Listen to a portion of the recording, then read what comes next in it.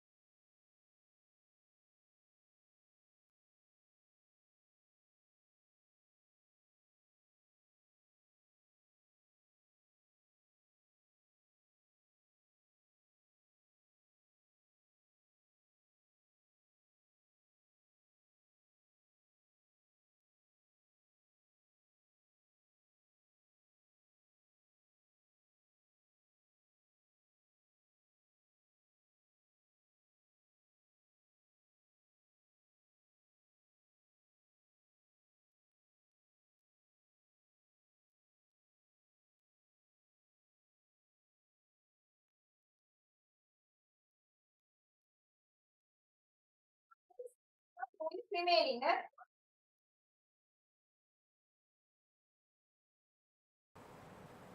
Only one. Shall I start? Okay, so my presentation is titled Agricultural Research, Education, and Extension in the Caribbean. And I'm going to be looking back. That means you're going to hear a lot of the history of the development of agricultural research, education, and extension. And then I'm going to reflect on where we need to go forward. So I'm doing this presentation to mark 100 years of agricultural legacy at the Faculty of Food and Agriculture at the University of the West Indies, St. Augustine. So I heard this morning in 2042, you are going to be celebrating 100 years. We are 100 years just last year, 2021. The image you're seeing there is the image of the Imperial College of Tropical Agriculture. You'll hear a little bit about it in a little while. It's now the main administration building for the Faculty of Agriculture.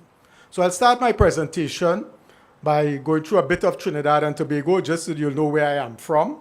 And as you know, like I tell everybody, if I walk down the road here, if I don't open my mouth and speak, people think I'm Sri Lankan. So I'm from Trinidad and Tobago. I'm going to speak a little bit about that. I'm going to tell you a little bit about agriculture in the Caribbean.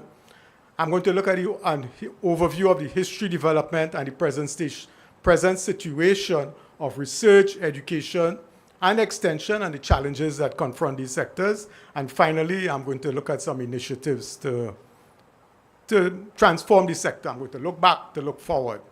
So Trinidad and Tobago is somewhere in the middle there, just off the coast of South America, between North America. And it's a small country. It's just about 2,000 square miles, 1.3 million people in population, and just about 20,000 farm holdings. So that's a very small country. Two countries, two islands, Trinidad and Tobago. So that's where we are. So if you didn't know about Trinidad and Tobago, anybody here didn't know about Trinidad and Tobago, now you know. Cricket is our thing, right? We share that with the Sri Lankans. You all know them, right?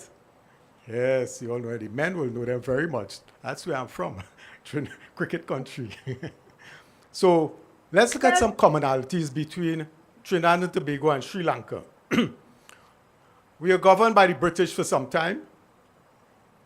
Agriculture, we grew plantation crops for export and some other domestic production of other crops, including root crops, to feed the local population. It was intensive farming, largely a lot of labor use. And the main thing about it is that they established research centers, the British. The Imperial College of Tropical Agriculture was established in Trinidad in 1921 to serve the wider Commonwealth for research for the wider Commonwealth Caribbean. It was one of, I think, 5 imperial colleges around the world. And they also established botanic gardens as sources of research and extension. And they established it in Trinidad, in many countries where they governed, and also one in Sri Lanka. For the environment, the agroecology of Sri Lanka and Trinidad are quite similar. It's very similar in nature. We have the same climate, rainfall. We probably grow the same crops, or used to grow the same crops, and our farming practices may be somewhat similar. We share ethnicities, yes, about 40, a little over 40% of the population of Trinidad is from immigrants from India next door. And of course, because of that, we will share some cuisine, and we have some similarities in agriculture-related problems. Where we differ, however, is that we first started slavery. Slaves were brought from Africa to work on the sugarcane plantations. And after slavery was abolished, Indians were brought to the Caribbean, Trinidad, Guyana, and Suriname mainly, and starting around 1845 to fill that gap. And they worked in the sugarcane fields, and at the end of their contracted period, they either had a choice to get a passage to return home, or they got a grant of a parcel of land. I think the majority of them took the parcel of land, and they stayed in Trinidad. They grew crops such as rice, okra, bodi, beans, melangine, which you all call brinjal, and dairy cows, and they settled close to rivers, etc., etc. But they also continued wage farming on the plantations with their vegetable farming. So Trinidad, Guyana populations have roughly similar populations of people of African descent and Indian descent, and smaller amounts in other Caribbean countries. So we're a little bit different. Let's have a look at some Trinidad farmers. This is what our farmers looked at and the crops they grow. These are our hard-working farmers: tomato, cabbage, cauliflower, whatever it is. The food we eat. So I put up an image there on the left of the food I ate last weekend at home. And this is the one I had at the Tea Research Institute on Tuesday. Yes. Sir gave me that plate of food. So what is the difference? There's not much difference. I had the same thing on my plate. So it is a little more spicy, but it's almost similar. But we have other foods also. So we eat similar food. This is the English-speaking Caribbean. There are 14 countries right there. I won't call all of them, starting with Suriname at the bottom, which is on the South American continent, but then Trinidad, and it goes right up to the Bahamas. So let's look at agriculture in the Caribbean. Follows largely the British system of the Ministry of Agriculture, and the countries, all countries, this is general for the Caribbean now, are divided along county, district, region, or parish lines. And most research and extension are public funded. I think we have about 150,000 farmers in the region. I tried to track that number, exact number, but I couldn't figure it out. But significantly more depend on farming as their main source of income. And more in some countries than in others. So where Guyana and Jamaica, a lot more people depend on agriculture than places like St. Lucia or Antigua, where tourism is the main product. Farming system in the region, we grow a wide range of crops and small domestic livestock for domestic and intra-regional trade. A range of vegetables: cocoa, coffee, citrus, and cocoa, coffee, citrus, rice. Small-scale farming is predominant because we are small islands. However, in the larger countries, Belize, Jamaica, Guyana, greater than 50 acres would be a typical size of farm. But in the majority of islands, it would be less than 0.5 of an acre, very small holdings, and it would be part-time farming. Most people work on their farms in the morning and drive taxi or do something else in the evening, or work in the public service. Labor-intensive, and there's limited use of technology. And there might be similarities with Sri Lanka. So the regional GDP, it's kind of those countries, the first four countries, excluding Haiti, Guyana, Dominica, and Belize, have the highest GDP, agriculture-related GDP. Trinidad and Tobago is very small. It's very small. And there are reasons for that. Some of them still depend on agriculture. Trinidad and Tobago in the 1980s discovered oil. So we moved to an oil-based economy. The food security is a major concern. $6 billion US might be a small amount for you all, but it's a large amount for the Caribbean. $6 billion US per year we import in food into those English-speaking countries. That's a huge amount for us, for our Caribbean GDP, domestic product.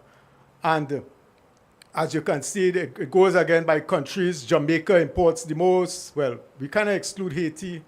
Jamaica and Trinidad and Bahamas and Barbados, we import the most of those priority commodities. Where do our food comes from? America, North America, England, the Netherlands. That's where our food comes from in the main into it. Trinidad exports on the table there, 5.5% comes out of Trinidad, but it is not a real figure. That is because a lot of food comes into Trinidad. In the bulk form, it is processed because Trinidad has low energy costs and then exported to the rest of the Caribbean countries. So the present status of food in the Caribbean region now, agriculture, GDP is small and getting smaller. I don't know what it is in Sri Lanka, but I suspect it's the same. I think I read the report. I wouldn't like to make a definitive statement, but I read the report. So it's small and getting smaller. Some reasons for us would be slavery, indentureship, memories. People just don't want their children to go into agriculture. There's quality of life expectancies. They feel they want to do better. And we are acquiring a taste for foreign food because we're not very far from the United States of America. So pizza and French fries and all this kind of thing. And coffee, Starbucks, they want these things more. And a lot of countries have moved to tourism because they're small countries surrounded by sea. Antigua, one country, boasts of 365 beaches, so that's where they are. Trinidad and Tobago, Trinidad, and now Guyana, oil-based economy. To sum it up, the region is food insecure. It is food insecure. But governments are now waking up, and they are now responding. They plan to reduce the food import bill by 25% by 2025. They have set that target, and mainly through farming in Guyana. So we'll talk a little more about that in a little bit later on. So I want to get to the main part of my presentation and say, okay, so how did we get here? How did we get here? I look at research, education, extension, the history, the focus. We'll take you through it very quickly. So research. Let's look at research first. Started with the establishment of botanic gardens around the world by the colonial powers. First in St. Vincent in 1767, Trinidad in 1818, the Botanic Garden, and both were close to the capital. And I noticed that in my research that Sri Lanka recorded the first worldwide. Very good for you all. You have a lovely botanic garden. I visited it already. And the purpose of these gardens was to conduct basic research, introduce new crops, and was served as a source of planting material. The staff served as the basic research staff, but also the first extension was born. They were instructors in the botanic garden to give information out to the peasants. So this is the botanic gardens. Lovely pictures, eh? Port of Spain and Peridea. They're very different, right? This is Port of Spain, Botanic Garden, and that is Peridea. Amazing, eh? The British weren't too imaginative. So, Organization of Research in the Region, the Imperial College of Tropical Agriculture in 1921, basic research for export crops, Ministries of Agriculture, and to do other sources in 1950, and then 2013, the Caribbean Agricultural Research and Development Institute was established in all other countries. So that's how we go. ICTA served the needs for the Commonwealth Caribbean around the world. Spoke on that. It was financed by the government, English government, and work on cocoa resulted in its famous fine flavor cocoa known worldwide. So those were in the early days. Post-independence, dwindling capacities, funding, etc., research dropped. And then the government decided to establish this Caribbean Agricultural Research and Development Institute, CARDI. But it didn't support it financially, so research is still at a low level, and so it's just still struggling to provide research for the region. So we still have some level of research capacity across the region in few universities, but mainly faculty, agriculture, university support student research, and limited research that are done by grant-funded projects. So there's some images there of our crops being grown. So these are some booklets that we produce, our research digest, which is what we would produce, like what we did, you all launched this morning electronically, summary of research being done. The Tropical Agriculture Journal since 1924 has been going almost 100 years without stop. Tropical Agriculture, I imagine people like you all publishing it, or if not, you're invited to publish in it also. A little bit to close off research, we are good in cocoa research. Cocoa Research Center is under the Faculty of Food and Agriculture, and they are making waves. They are doing excellent research work in cocoa. And they have at the Cocoa Research Center, in one of the fields, we have the largest and most diverse collection of cocoa varieties in the world. The source, the germplasm, is in Trinidad and Tobago. for cocoa. So a lot of work is being done there, a lot of excellent work in research, innovation, development. They are really doing new things. And it's all headed by this young man here, Professor Umaharan. Professor Umaharan is recently awarded the Order of the Republic of Trinidad and Tobago in August this year for his outstanding research work and for his outstanding work in cocoa research, for all he's doing there. I guess the name looks familiar to you, right? So you would see finally that he graduated from the University of Peradeniya in 1982. He came from right here. Isn't that amazing? We have poached Peradeniya for our benefit.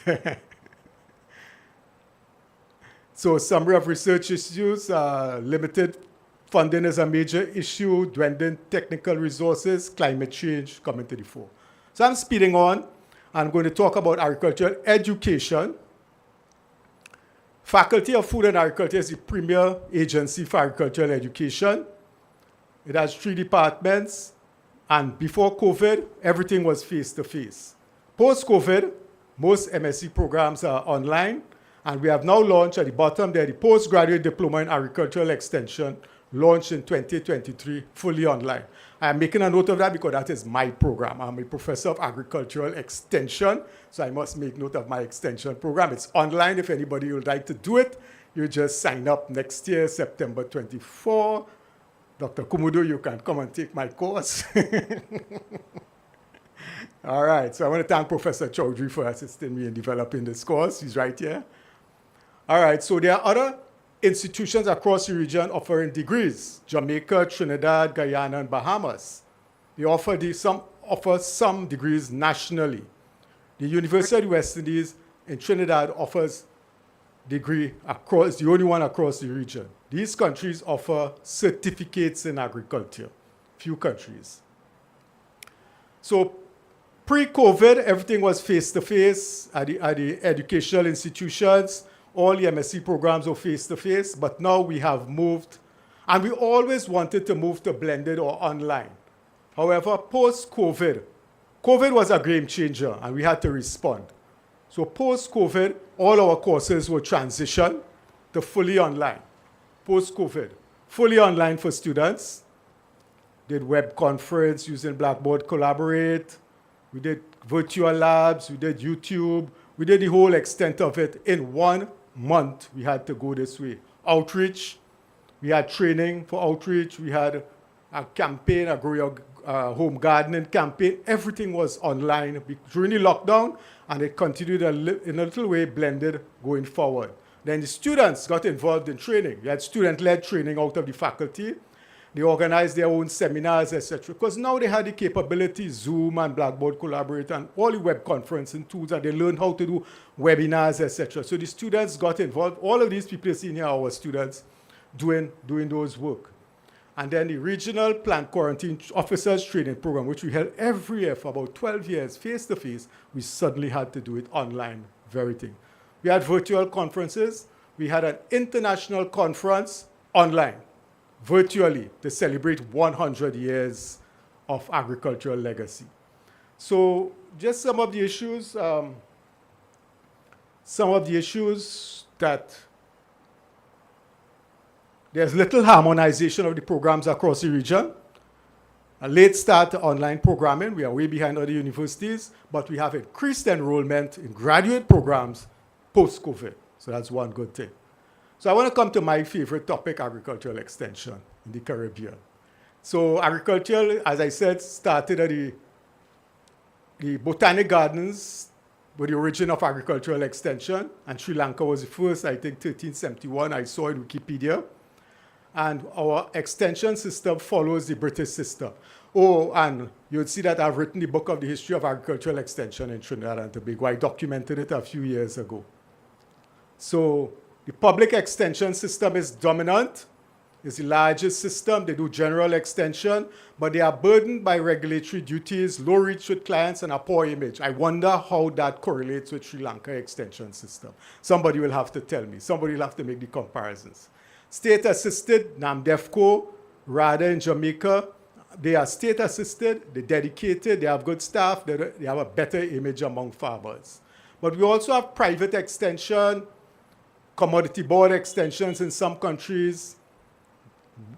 One extension system is associated with university, that's in Guyana, NARI, and we have a lot of NGOs and contract farms. So these are all the extension providers here in the various countries.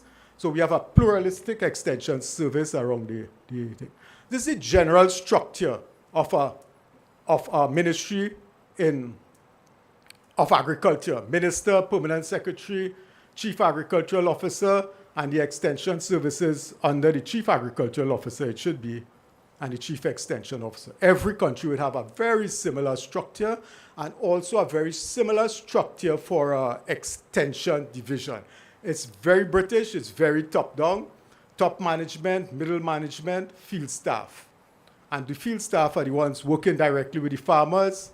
They have certificates and diplomas, the middle management have degrees, and the top management have nothing. They usually come through the service and could come from another ministry without any agriculture knowledge. It's part of our problem. So these are the traditional extension methods that we use. The mix here, I'm sure you all know them. Extension people know them. This is the mix, Farmer Field School. Nice mix of them. You'll see some pictures of them here. Individual farm visits, field classes, method and result demonstrations. At the faculty, we have an expo. This is the grounds of the picture on your right is Faculty of Food and Agriculture grounds. Every year since when I became dean, we started having an expo. Attracted thousands of students and people to come for 2 or 3 days to see technology and everything. So that's the grounds of the Faculty of Food and Agriculture. So plant clinic, well, there's Dr. Ramjata and they're posing, he's the plant clinic expert in extension in the Ministry of Agriculture. So plant clinics is something we do. Training courses for staff, technology stewardship is always a big thing for us. You've seen Professor Gordon Gow at the back there, making sure everybody is doing what they're supposed to do. Plant clinics and then plant quarantine. So then came COVID. And COVID, we had to make a 180-degree turn in extension. And the region, some of the things that helped us, so the region had good facilitating conditions. We had little or no complaints from stakeholders about these interventions. And most stakeholders had mobile phones, except farmers to some extent.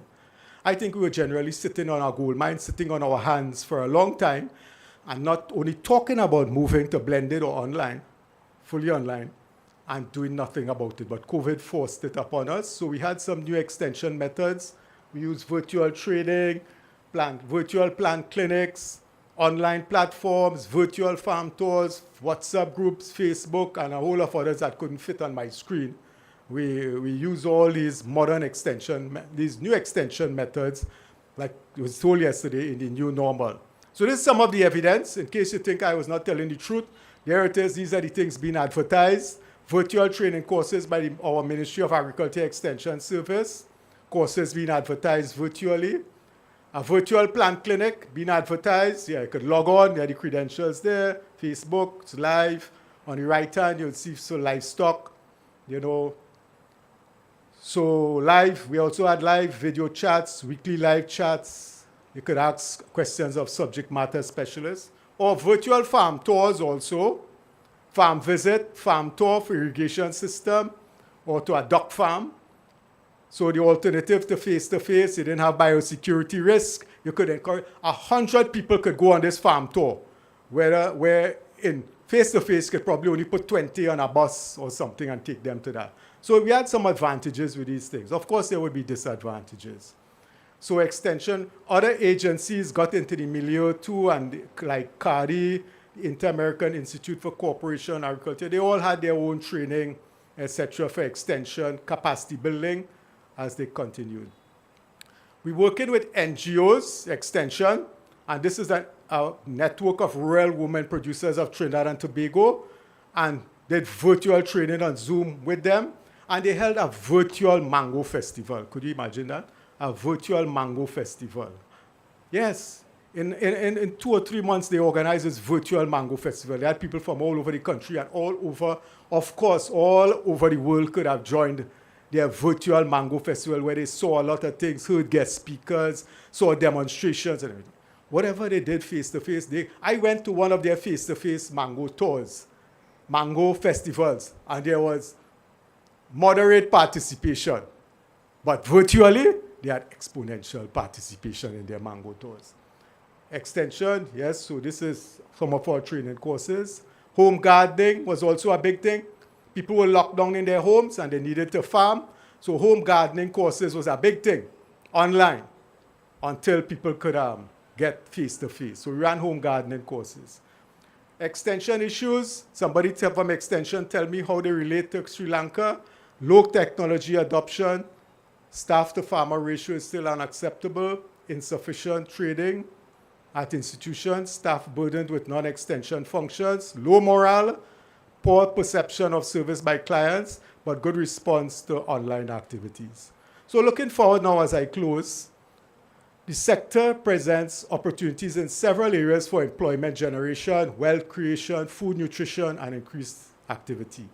In primary production, import substitution, manufacturing, agro-processing, inter-regional trade, digitalization, and e-commerce. Those are the areas that we have opportunities to develop. As I said earlier in one of my earlier slides, the regional governments have now awoken from their slumber, and they have put a task force to plan for the reduction of the food import bill of 25% by 2025 for increased food and nutrition security. And these are the initiatives, I won't go through all of them, that they have identified. These crops, they're both vegetables, tree crops, herbs and spices, ginger, turmeric, some of the main things that are important for us in the Caribbean. They are all there. So they are now working on this comprehensive program, and hopefully they will. And my last slide, last 2 slides, I would just like to, I made a reflection. When I did this, I reflected. And I said, look at the colonial and early post-independence period and compare it to this 25 by 25 initiative. In the colonial period, they had few crops, few priority crops. We are going back to that. They had export crops grown plantation style in countries that could support large acreages. We are going back to that. We are going back to produce in Guyana, where we have land. They had well-organized intra-regional transport. Ships used to come around the Caribbean and take produce from one country to another. We are going to work out the intra-regional transport now. Research and education was well supported by ICTA. And we're now in the process of re-establishing a consortium. The faculty is taking lead, a consortium of universities called Quaker to organize and harmonize research across the region. Financially well supported, well now by the British, now we look into public-private arrangements, more private arrangements, like I heard this morning from your chancellor. And the production of non-plantation crops, we're going back to that to feed our people, to reduce the high dependence on highly processed food, which is taking a health toll on our populations. There was low levels of technology use then. I think that still solves now. So this is just a scene as I close of, last week was Diwali in Trinidad and Tobago, and people were shopping. Take a look.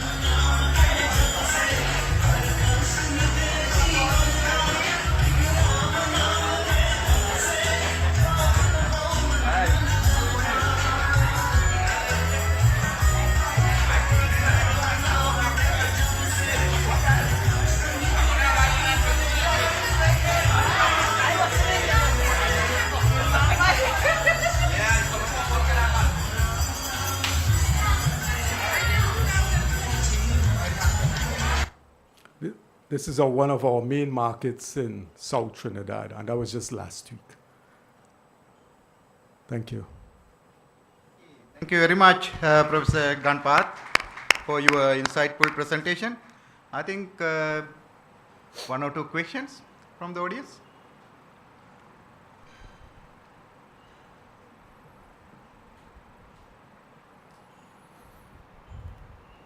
So a lot of similarity between TNT and Sri Lanka. Very much. So in terms of the institutes and all other, if there are no questions, can I ask one? What are the major challenges for agriculture extension in Trinidad and Tobago? Major challenges. The major challenges, I listed some of them there, the low ratio of extension officers to staff, the technology use. We still rely on face-to-face, and government wouldn't step up to the plate to give people the technologies that they need now. I always remark, the British, when they left us, they knew we had to outreach and meet more farmers. They gave us a car, they gave you a loan to buy a car and a traveling allowance. But yet our governments these days will not buy a phone and give you a data plan to go and meet with your farmers. That is huge resistance. So it's really at the policy level. Okay. Yeah. Thank you, Professor.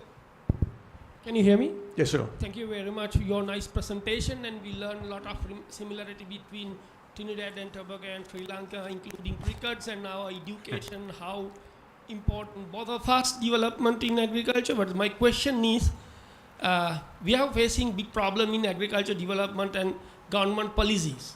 And is similarity in your country, how that's government policies and the interventions in development and agriculture, as well as higher education system in agriculture? Well, the policy in higher education, yes. Well, first of all, very few countries have any stated policy for agriculture. That's one thing. There is no stated policy for agricultural extension across the region, and very few have for agriculture. Secondly, the regional governments are now coming together to formulate some kind of regional policy for agriculture going forward. But still yet, they have not formulated anything about higher education. So we have issues with higher education and agriculture. They speak about it, but yet still nobody, in spite of our protestations that we need to get together, we need to harmonize programs. We are one country, and every tertiary level or college offers a different curriculum in agriculture. People find it hard to matriculate from a country in the Caribbean, let's say Grenada or St. Vincent, into our system because the courses are so different, right? There's no harmonization. And that's simply because there is no policy for it. The Ministry of Agriculture, our education, agricultural education falls under the Ministry of Education. That's agricultural education, falls under the Ministry of Education. So they have very little interest in agricultural education. And the Ministry of Agriculture does not do anything about it, you understand? So we kind of we're in no man's land. So unfortunately, our answer is we're not making much progress on that, in that regard. But the future is always there, you know. Okay, thank you. Thank you very much. I think within the given time constraints, so let's move forward and let's show our appreciation for Professor Ganpath with a round of applause. Thank you very much. So moving forward, I extend actually an invitation to Professor Sarath P. Nishanka of Department of Crop Science to introduce our second esteemed presenter, Professor Gautami Veerakon from the Natural History Museum of London. Professor Sarath Nishanka. Thank you.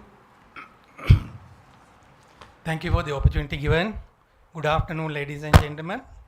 It is with great pleasure and honor I introduce an eminent scientist and a leading research collaborator of one of the ongoing project, South Asian Nitrogen Hub at the University of Peradeniya, a colleague and a good friend of ours, as our next distinguished guest speaker, Dr. Gautami Veerakon, who is going to address us in a few minutes.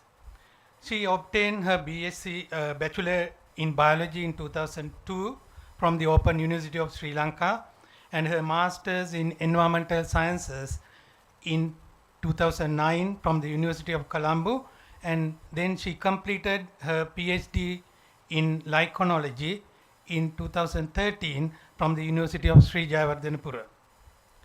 Upon the completion of her doctoral degree, she worked as a postdoctoral fellow at the Field Museum of National History Department of Science and Education, Chicago, United States, for nearly 5 years. In 2018, Dr. Gautami moved to the United Kingdom to accept her current position at the National History Museum of London, which is one of the oldest and largest museums in the world. Currently, she is serving as the Senior Curator of Lichens and Slime Molds at National History Museum. Dr. Gautami managed and developed one of the world's largest collection of lichens with approximately more than 450,000 specimens. Dr. Gautami described more than 100 new lichen species, mostly in the family of Graphidaceae from the tropics, and she had authored over 50 publications of lichen taxonomy, conservation, ecology, and systematics. She pioneered in the development of an online lichen key, an app in discovering lichens in Sri Lanka in 2015 with the support from a leading university of Italy. She published the book Fascinating Lichens of Sri Lanka in 2015 in order to create awareness and emphasis on the importance of these overlooked organisms, which is with the support of the Dilma conservation. And she also earned H index of 15 and over 1,500 citations. In recognition of her outstanding contribution to the field of lichenology, Dr. Gautami was awarded with the annual Grantee Award from the National Geographic Society of USA, and also she is the first South Asian female scientist to receive this prestigious award. Dr. Gautami is currently engaged in many nationally and globally important projects, such as updating the IUCN Red List of threatened lichens in the world, bioindication of tropical lichens in the threatened habitats in the tropics, documentation of lichens flora of South Asia and describing novel species in the world, and also researching on renewable sources of bioactive products from endolithonic fungi in mangrove ecosystems. She also holds membership in several professional societies such as the American Bryology and Lichenology Society and the International Association of Lichenology, and she is an honorary trustee of the British Lichen Society. Today, Dr. Gautami will talk to us on bioindicators, expression of nitrogen pollution, mainly focusing onto the lichens. Ladies and gentlemen, please welcome Dr. Gautami Veerakom. Thank you.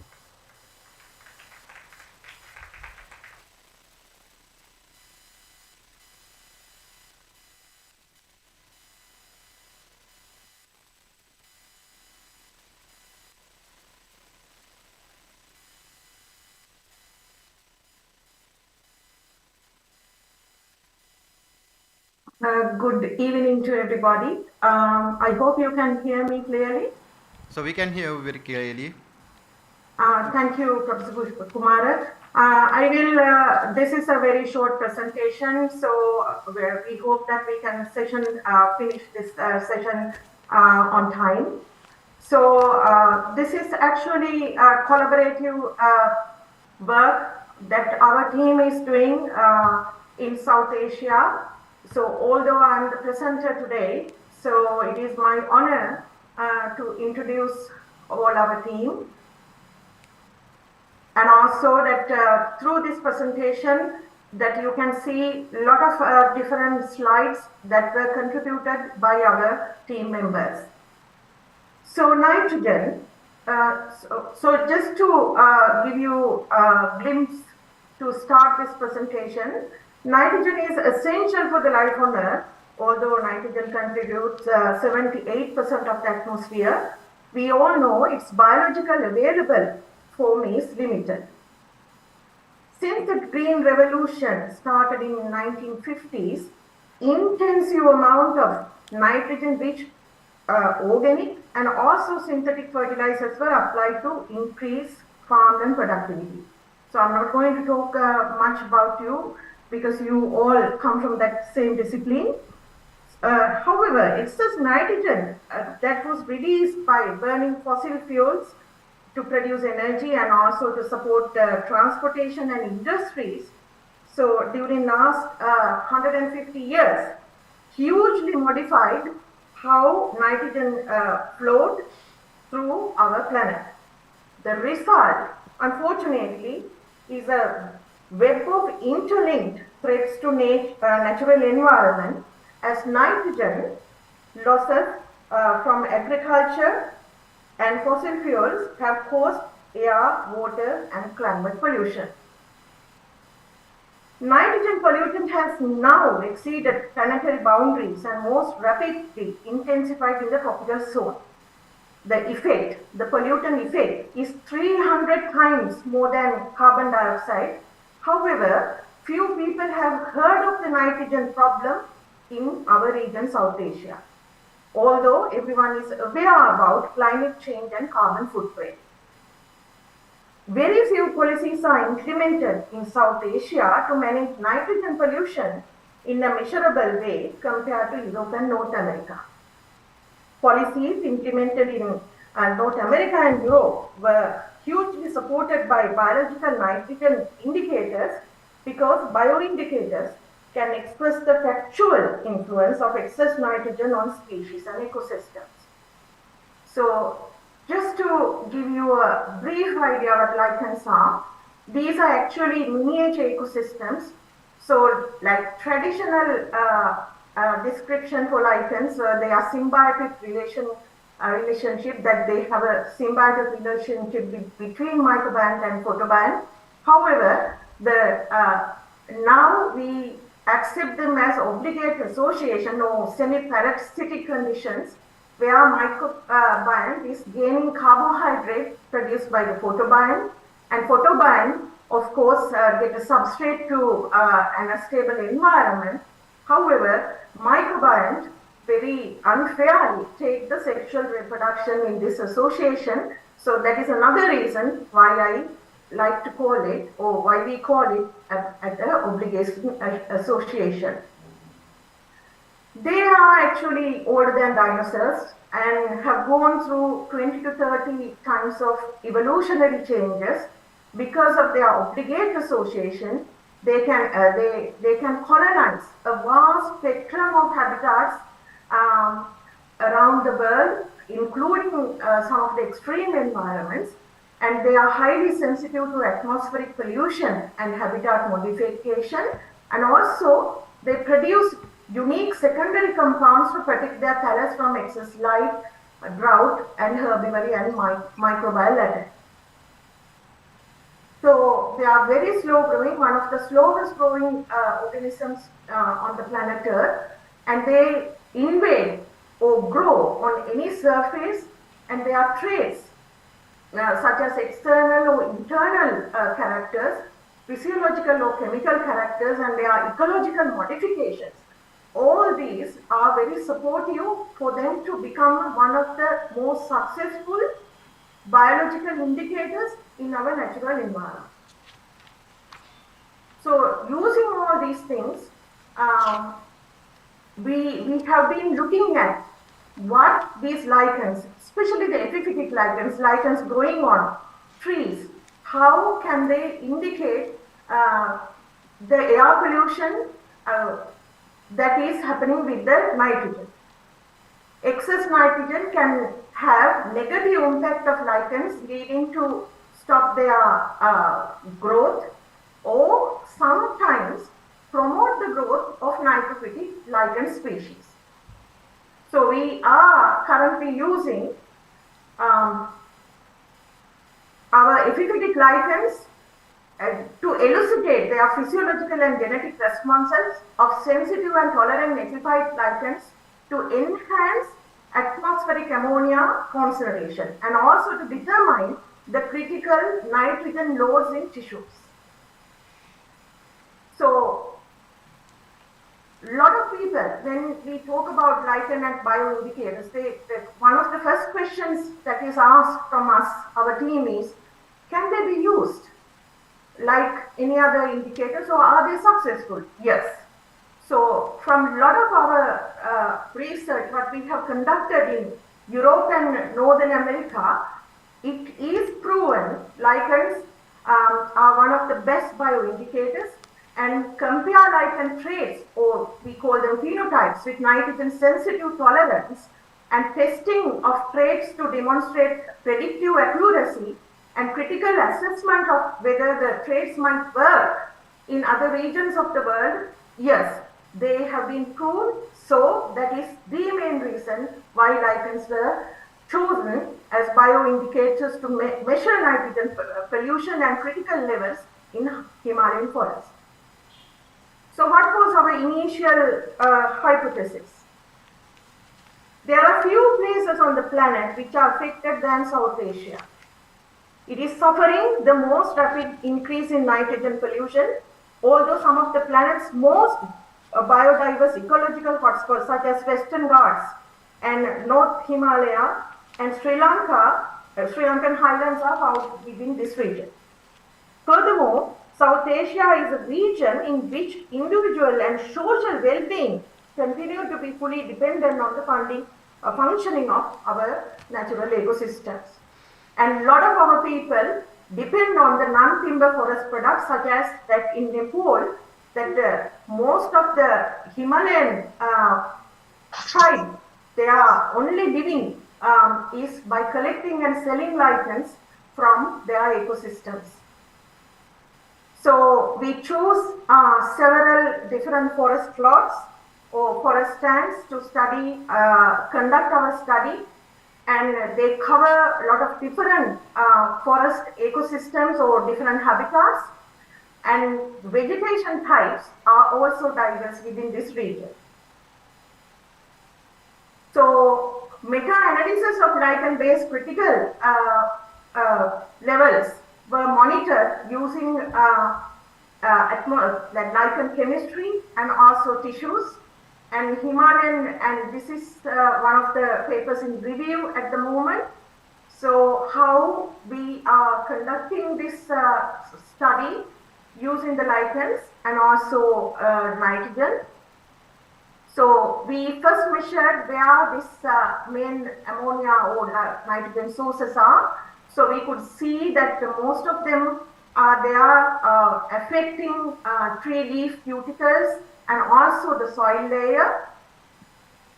And then we set up a climate tower to measure rainfall, true fall, air temperature, relative humidity, wind speed and direction, and also total solar radiation, soil moisture, etc. And then we are monitoring our lichens with known amounts of ammonia in the atmosphere, and we are taking measurements every month. So Buddhika Veerakon in Sri Lanka, he is monitoring and taking these data for the project. And we understood how ammonia is depositing in our enhanced concentrations, which is very important to us. And then we identified several lichen indicators which can be effectively used. So this is the research we conducted to identify the lichens. And are they visibly seen? Are they easy to monitor? Yes, they are. These are few of our practical examples. And then their growth forms, are they important? Yes, the growth form is a specific trait which we can use in this active bioindicator. Are they taxonomically diverse? Are they varying? Yes, they are varying.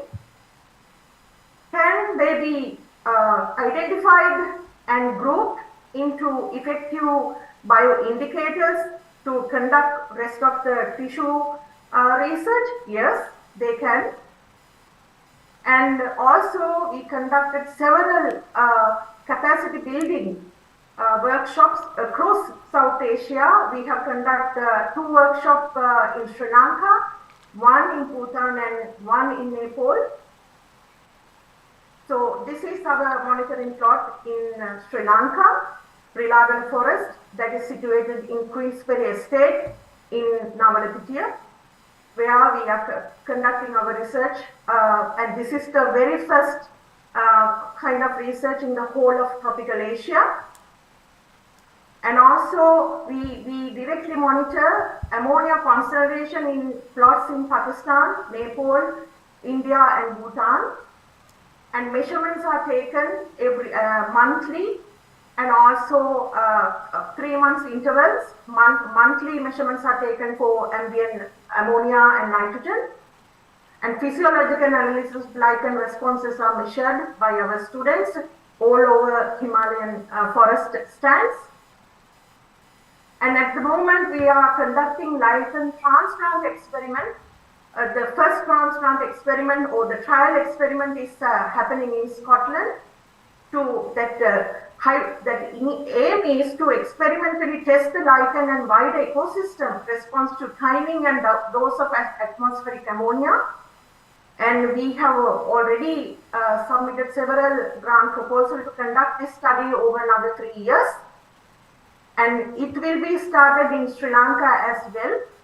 So this is some of the results I'm showing from a study that is conducted in Centre for Ecology and Hydrology in Scotland by postdoc student Lumbani. So he is taking nitrogen transplant experiment samples in 1 week, 2 week, 1 month, 3 months, up to 9 months time. And he is collecting thallus tissue for the analysis. So this is some of his results at the moment. Electrical conductivity, we could see it varied with exposure duration and ammonia concentration and was highest at the highest NH3 concentration points. And relative chlorophyll content varied with the exposure duration and ammonia concentration and was highest at medium ammonia concentrations. And also growth rates varied with exposure duration and ammonia concentration and was markedly reduced at highest ammonia concentrations. And we have been using 2 different lichens and similar species will be used in Sri Lanka as well when we have already done the trials in Sri Lanka, and the experiment will be starting from first week of December by Buddhika Veerakon again. And so analysis, what we are starting are to measure the ammonia status of lichen thalli to understand the critical nitrogen loads in lichen tissues and how lichen regulate excess nitrogen in the thalli, and also meta-transcriptome analysis of some of our lichens, chosen lichens for this experiment to understand the genetic mechanism or gene expression trends that may be behind the tolerance of this lichen towards excess nitrogen. So these are some of our results so far and publications. So South Asia, so the main reason why we are conducting this project is to understand South Asia and nitrogen problem, and also South Asia will benefit from well-defined nitrogen bioindicators for setting target-led goal-oriented policies. So our target is to provide the bioindicators to excess nitrogen pollution, to recommend a critical level that can be applied to the major regional source of ammonia based on tested functional response for one of the most important bioindicator yields, lichen epiphytes, to use the lichen epiphyte responses as a proxy for improved modeling of nitrogen sources and movement regionally to create new knowledge of the nitrogen cycle of South Asia, and to have that in those critical level adopted by regional policymakers and politicians as a shared target for the reduction of nitrogen pollution. So as a start, India has started preparing its nitrogen pollution roadmap based on some of the results and observations. And also, Pakistan is on the rolling its ball now. Sri Lanka has taken the initial step and leading. Sri Lanka is the leading country on this nitrogen roadmap. Hopefully, we can hold our hands with Nepal, Bangladesh, Maldives, and also Bhutan, although Bhutan is having less pollution problem at the moment. So our aim is to reach our goals within next 5 to 10 years time. With that, I would like to thank all my colleagues and friends who are in our team, who are actively, positively contributing to conduct this research through South Asian region. Thank you. Okay, thank you, Dr. Veerapan, for your insightful presentation. So, before starting the session, can we have 1 or 2 questions? No questions? So, in the absence of questions, I think let's also express our gratitude for Professor Veerapan with a warm round of applause. Thank you very much, Professor Veerapan. So, I think it is now hand over to the compeers. Thank you, sir. The Congress organizers would like to thank Professor Wayne Gunpath with a token of appreciation. We would like to invite Professor CMB Dematavavu, Director, PGIA, to do the honors.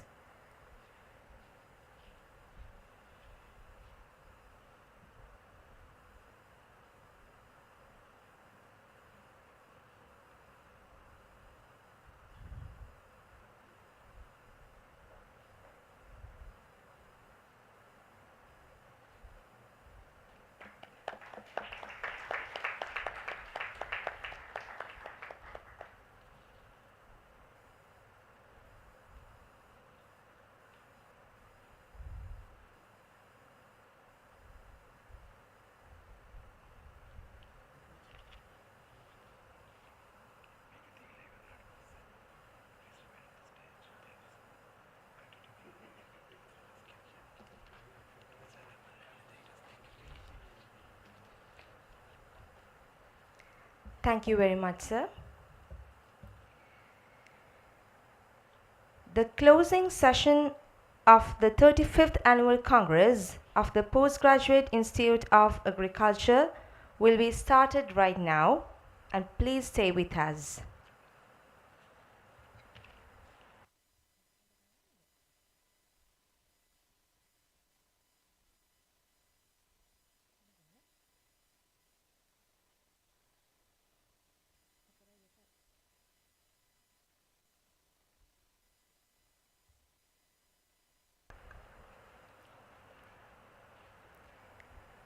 Good evening, ladies and gentlemen. We welcome you all to the closing session of the 35th Congress of the Postgraduate Institute of Agriculture, University of Peradeniya. We would like to invite the following dignitaries to the head table. Professor CMB Dematavavu, Director, Postgraduate Institute of Agriculture, University of Peradeniya. Dr. SMM Samarakon, Chief Executive Officer, Gurunagara Plantations Limited, and the distinguished alumnus speaker of the Congress. Professor Varshidandaniya, Congress Coordinator 2023. And Ms. MRDD Karunaratna, Secretary, Postgraduate Agriculture Students Association.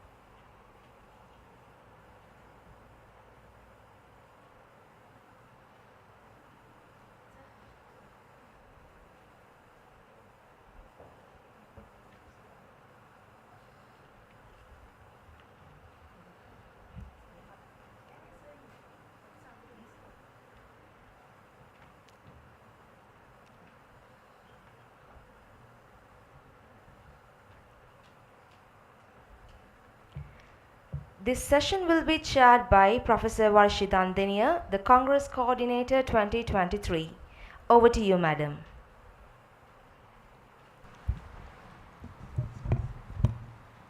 Thank you. We have come to the end of a very busy day, and thank you very much for staying with us all throughout. First of all, let me welcome all the members who are joining us through online and on ground.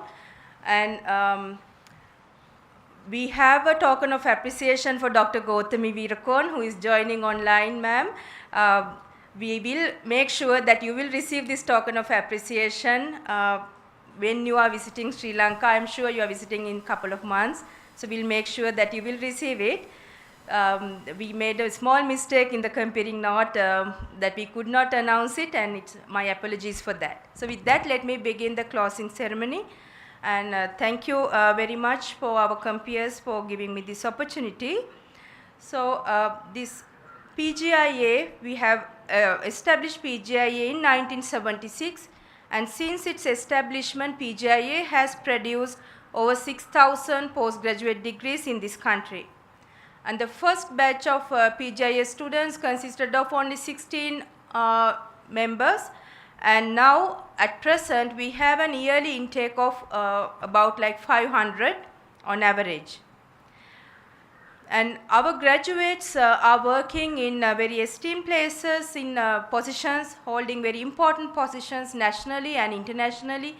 And today we are very proud to have one of our distinguished alumni present in this forum to address you all.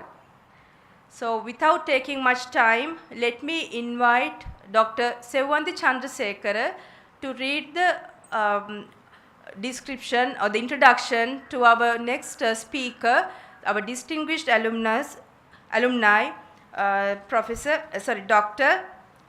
SMM Samarakon. Over to you, Sevandi.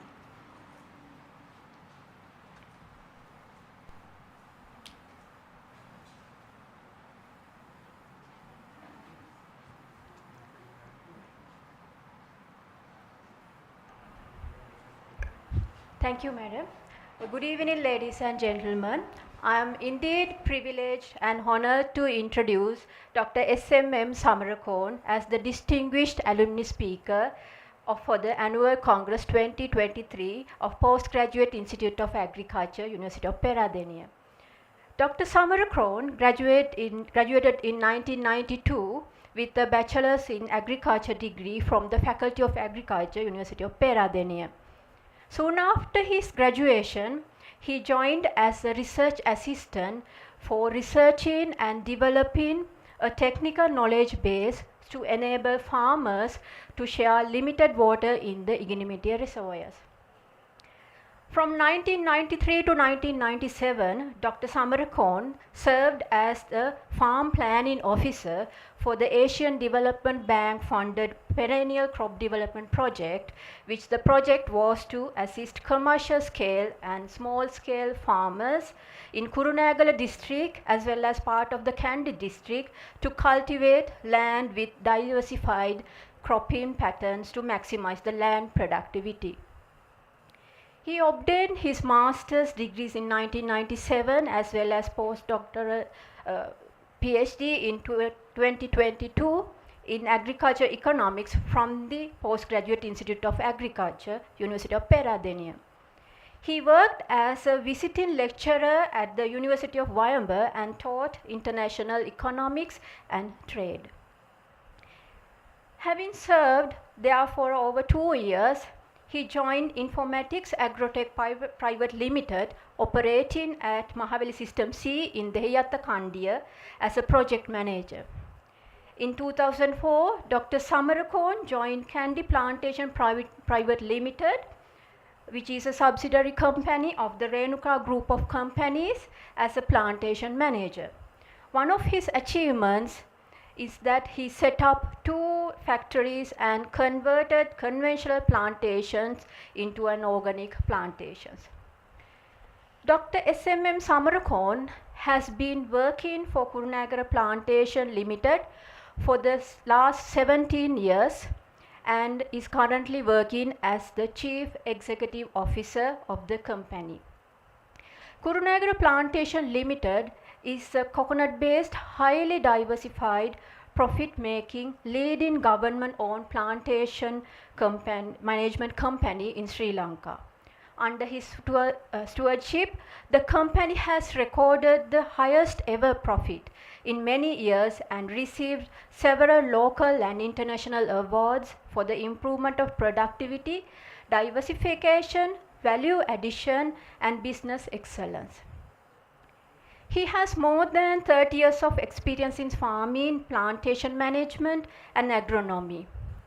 He has traveled on agriculture-based missions to the USA, China, Thailand, India, Pakistan, and the Maldives. Currently, he is serving as the supply and value chain specialist on the Maldives Coconut Development Project under Food and Agriculture Organization of the United Nations. Furthermore, Dr. Samarakon currently serving as a guest lecturer at the Faculty of Economics, University of Srinath Harin Virat, Bangkok, Thailand, and the National Institute of Plantation Management in Sri Lanka. He has published many research papers in refereed journals.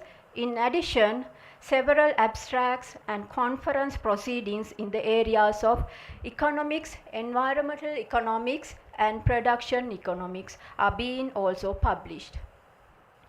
He has written more than 8 corporate strategic plans of the Kurunegala Plantation Limited. We are very proud of you. On behalf of the Alumni Association of the Postgraduate Institute of Agriculture, I congratulate Dr. Samarakon, and I passionately hope that you would make much more contribution to this world.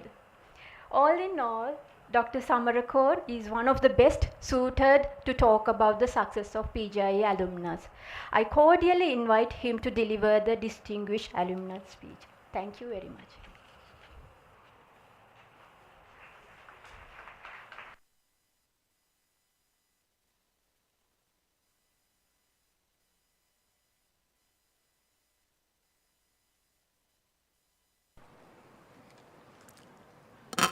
Thank you very much. I think too much of explanation given to me. Anyway, good afternoon, ladies and gentlemen, my teachers, honored guests, and distinguished faculty and fellow graduates. Actually, it is truly an honor to stand before you humbly today as a proud alumnus of the Postgraduate Institute of Agriculture, a place that has not only shaped my academic journey, but also ignited a passion for agriculture that continues to burn brightly in my heart. I consider it is a great privilege to be selected from thousands of alumni of the institutes to address this important event. My sincere thanks to the director of the institute, Professor Demetavava, and the Congress coordinator, Professor Varsi Dandaniya, and others for giving this opportunity, which I appreciate very much. As explained about me previously, currently I am working as the CEO of the government-owned, state-owned enterprise. I know the PGIA also SOE, and there are more than 500 state-owned enterprises, and there were so many allegations against the SOEs because of the economic crisis. Because some SOEs are running at big loss, and it will directly affect to the treasury of the government. But our place, I should tell you, this Kurunegala Plantation is making very good profit right throughout, and which is highly diversified regional plantation company operating in Kurunegala, Gampaha, and Anuradhapura district. We have like over 5,000 hectares of land with over 1,000 employees, including workers. I came to the Faculty of Agriculture, University of Peradeniya in 1986 and obtained my basic degree in 1992, long time ago, and after 1986, 87, 88, we had the insurgency situation in the country, and that also affected much of our career, and what we have learned from that also we can use for our career pathway. Then I joined the perennial crop development project, explained by her most of the things. And while I was working on the project of the mid-country perennial crop development, I obtained my MSc in 1997, but to the shortest time after my basic degree. But I registered the degree. I was not much aware about the value of the MSc at that time. Just we came and registered and got the degree. But after the MSc in agricultural economics, it was helped immensely for my career development. After obtaining the MSc in agricultural economics, I joined the Informatic Agrotech Private Limited. It was a challenging job, and from there I started my plantation career. And Informatic Agrotech Private Limited is a totally agri-based company, and we operate on 2,000 acres of land in kind of arid zone, Maduroya, close to the Maduroya. And we provided drip irrigation system in the first time of the Sri Lanka to cover the 1,200 acres. And this was a huge project, and so many visitors came to see the drip irrigation. And current president also, then opposition leader, came and spent one day in our plantation. And it was a lot of, I gained a lot of experience from then, and I joined then, I came to the Coconut Triangle, joined the Renuka group of companies, that is the coconut-based export-oriented company. And that is the interesting, it was an organic coconut plantation, and there are so many plantations under my purview and factories also. And we started the value addition at that company. And to join the informatics and Renuka group, my postgraduate is highly contributed, because they all, when they interview with me and others, they have given priority to me for their recruitment because of the MSc. That is very, actually at the beginning I was not thought that is the important of much, but it was greatly helpful for me to develop my career. And then I joined the Kurunagal plantation in 2007. That is also as the DGM, Deputy General Manager, is a higher management position. That is the basic requirement to join that kind of post is the MSc. MSc in agriculture or management. That also that is helped me to get that kind of valuable job, and now I am working as the CEO of the company. That is briefly I explained my career, and I will explain about the company. This is your theme of gearing agricultural research towards the economic development. If we are always practicing, I want to tell something about the company, what we are doing there. And this is Kurunagala Plantations Limited. And our land distribution, we have coconut, and we are getting like 15 to 18,000 million nuts. And our profit during the last year, amidst the economic crisis, was like 511 million. And we have given over 1,200 million as a profit share to the treasury, and we are running very well. And this is the development. And Kurunagala Plantation was under private management from 1992 to 2004. It was under famous family in Sri Lanka, and it has taken over by the government in 2004. And then it was the only rubber and coconut growing company. Then no one want to diversify the company with the intercrops and agroforestry system. But after 2008, I also joined in the 2007, and we diversified the company to improve the land productivity.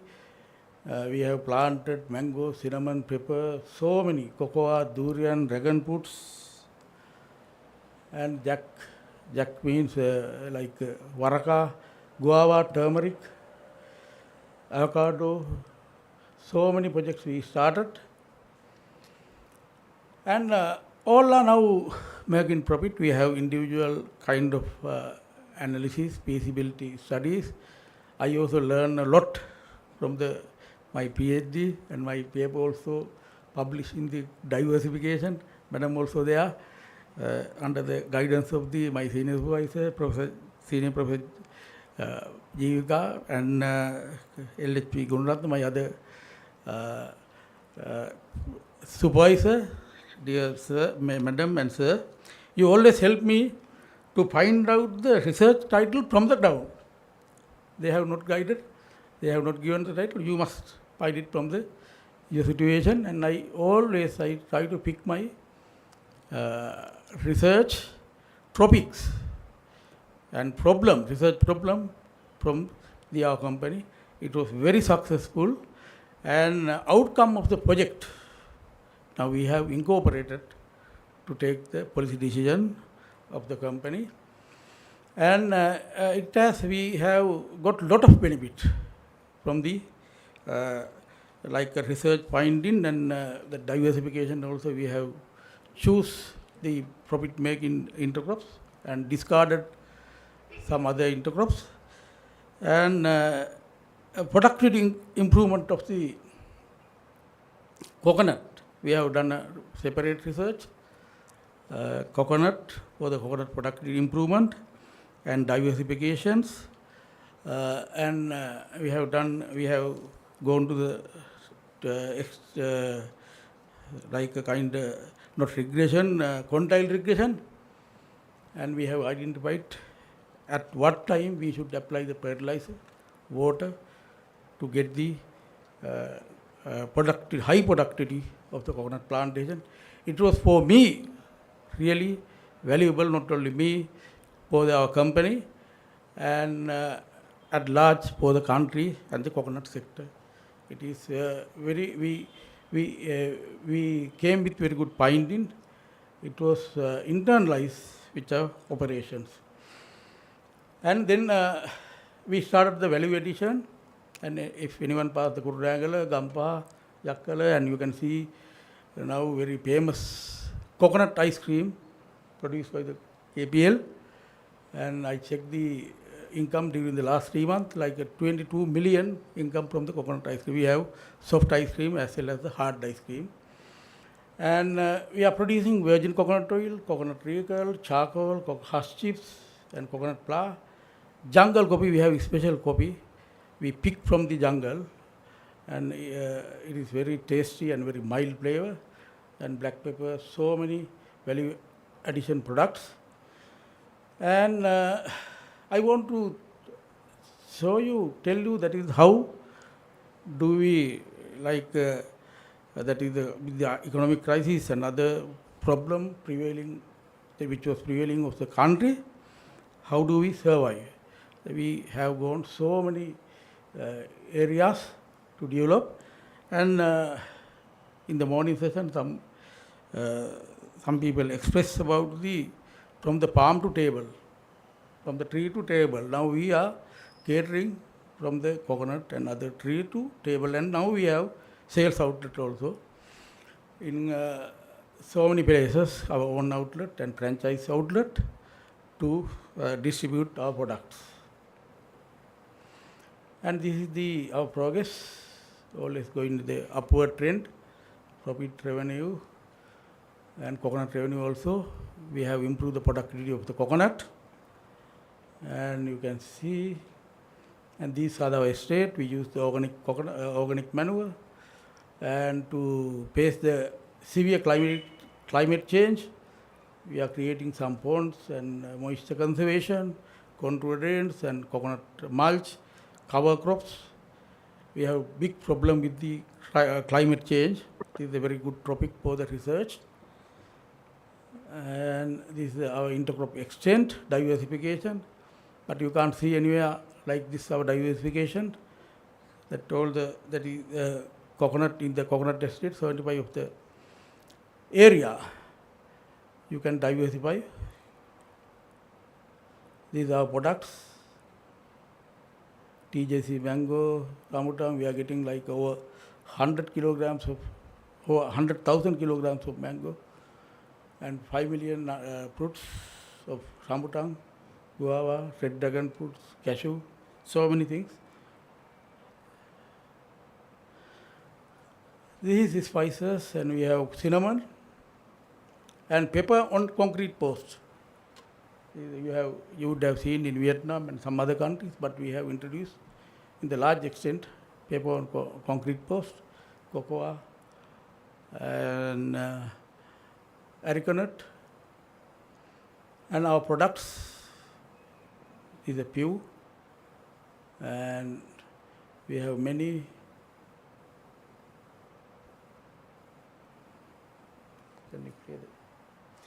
And we are producing coconut treacle now. This is also a solution for the labor shortage. You can see that a person going on the rope to one tree to other one. That is the coconut's tapping. For the coconut tapping, he collects the sap. Within less than 1 minute, he move to one tree to other on rope. Right? Otherwise, very difficult to find the climbers. We are doing this, and we are producing coconut sap and produce treacle and so many other products. There is a very good potential to produce coconut toddy also. These are our sales outlets. You can see coconut ice cream now.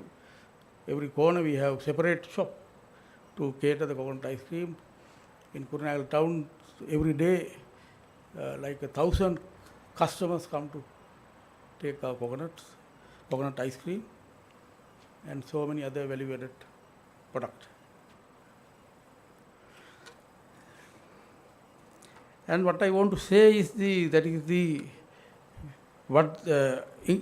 knowledge we gain from the PGIA and the postgraduate.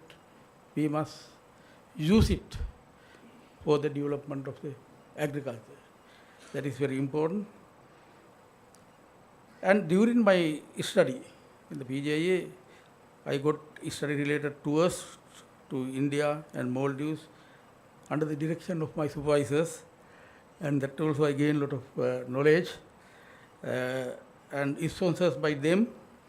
And after graduation, as he explained, I got a lot of opportunities to deliver the lectures as a guest speaker in many universities, and invited me to go to there. I am not boasting. I want to give something to our students. That is the value of our degree, and local universities and international universities, and they want to they are interested about the corporate sector. How do we manage the corporate sector at profit, right? and Sri Lankan some universities, plantation management universities. And FA also currently I am working as a value specialist on supply and value chain development. That also my PhD, immediately after my PhD, I got a lot of opportunities because of these institutions. I extend my heartfelt appreciation to PGIA and the staff for your tireless effort, unwavering support, and unyielding belief in our potential. Your guidance has been the cornerstone of our success, and we must reap the benefit of the PGIA as the students to career development. And I got my MSc and PhD both from and BSc, everything from the Peradeniya, and I know the value of it. And our supervisors are very concerned about our while we are working and we do the postgraduate. And they have given me the freedom and always follow me, and finally they wanted the quality output, that whether their intention. And I congratulate the graduate on their accomplishment, and may your journey be filled with the triumphs, your dreams be transformed into the realities, and may you bring about the positive, lasting change in the world of agriculture. I am excited to see the incredible contribution that each of you will make economic development through agricultural research is the theme of the Congress, 35th Congress. I have observed that the alumni is a resourceful entity that is untapped and deserve more attention of the student community. I urge graduates to stay connected to this institute and continue to support its mission by participating in alumni events and contributing to the success of the institution.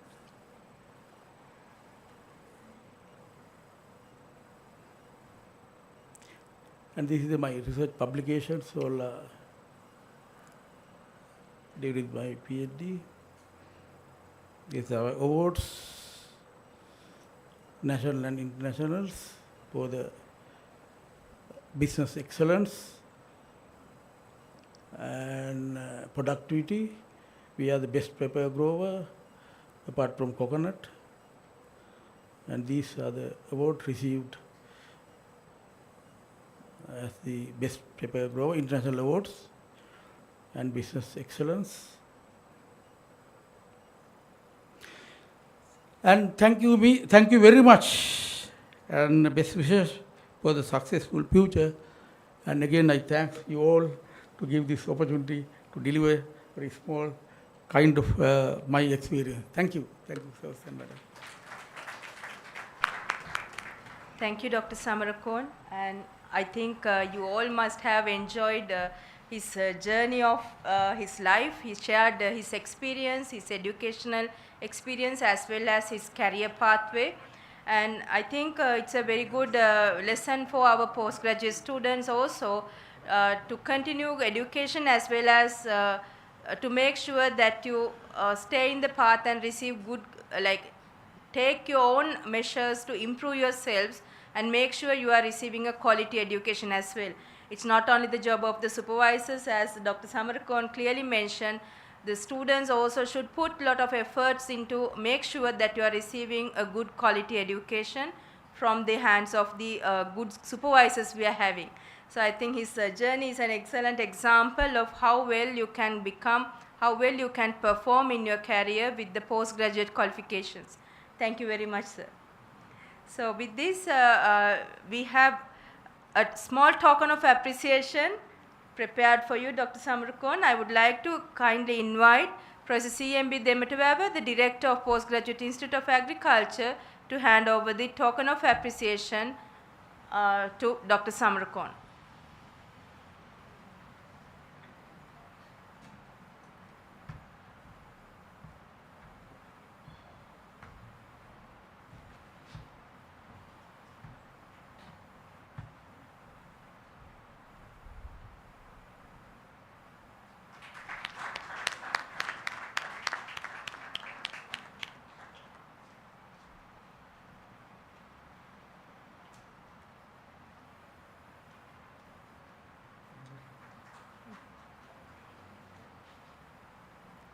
Thank you, sir. Thank you, madam. Ladies and gentlemen, now the much awaited event, the awarding ceremony of the 35th Annual Congress of the PGIA.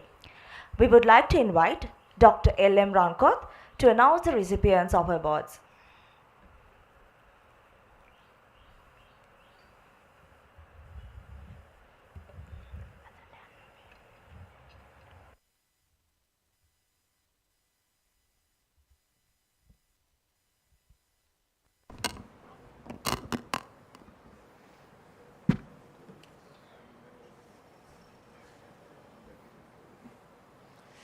Thank you.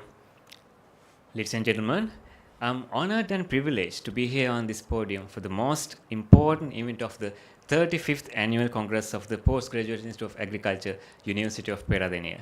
And that is the award ceremony of the best performers, including the papers and the best poster presentations. As you all are aware, conducting postgraduate research is not an easy task.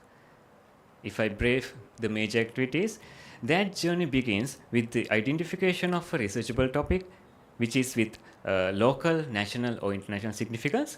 Then the students go through a series of connected events, such as the development of a proposal, making the proposal presentation to get the research work approved, conducting the research, writing the thesis, and so on. Finally, securing an impactful research publication is one of the milestones for all these postgraduate research students. In most cases, the students are expected to showcase their research findings at a scientific conference or a symposium like our PGIA Congress. All the research articles submitted to this PGIA Annual Congress go through a rigorous reviewing process under the close scrutiny of an eminent editorial board. Only the articles with a significant scientific merit are presented here at the PGIA Congress. And this is what we all have been experiencing since this morning today. In recognition of the hard work done by our postgraduate students and to encourage their research careers, it is customary that the best research presentations under each thematic area is rewarded by the organizing committee of the PGIA Annual Congress. This selection is done by a panel of subject matter experts following a transparent procedure. And also, there is another competition which is happening for the third consecutive year this time, which is named as the PGIA Congress in Brief. And this competition was introduced with the objective to communicate the main research findings presented at this Congress in a simple one-page write-up. In addition, we have invited all the boards of study in the PGIA for a poster competition as well. And also we have selected the best poster out of all these boards of studies. So, ladies and gentlemen, we are now ready to applaud the winners of all above mentioned competitions. First of all awards, Dr. A.W.R. Joachim Memorial Award is an award which goes to the most meritorious student of the PGIA based on the highest GPA of the respective year of study 2022. And Dr. A.W.R. Joachim was an eminent soil scientist in Sri Lanka. To give away this award, let me now have the pleasure of inviting Professor C.M.B. Dematawava, the Director, PGIA.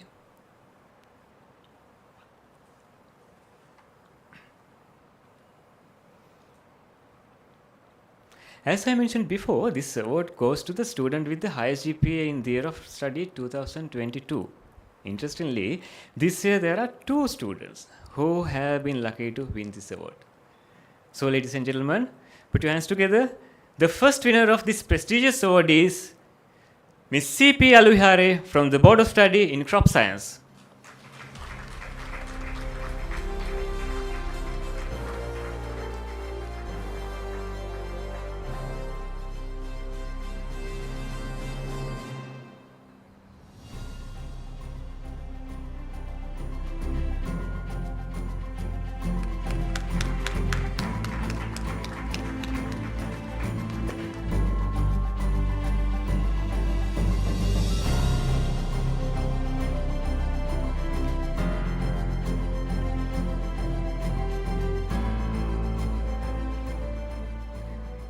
Ladies and gentlemen, not the second, but the next winner is Mr. G. Niroj from the Board of Study in Agricultural Engineering.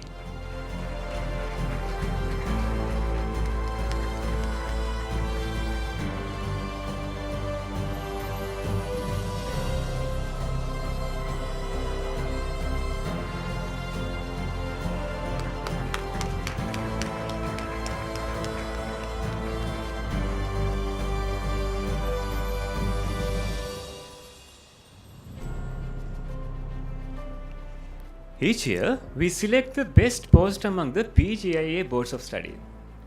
This year, we received 10 posters, and out of those, 1 have been selected as the best poster. What do you think? Which board of study might have won the first place? Ladies and gentlemen, this year, the best board of study poster award goes to the Board of Study in Animal Science. I invite a member from the Board of Study to come to the stage to receive the award, please.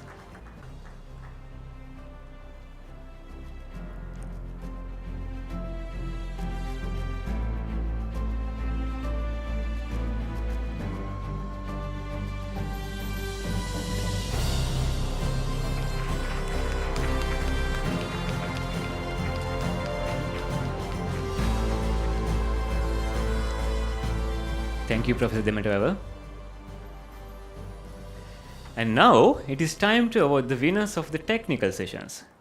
To give away the awards, let me now invite Professor Vashidandeniya, the coordinator of this year's PGIA Congress.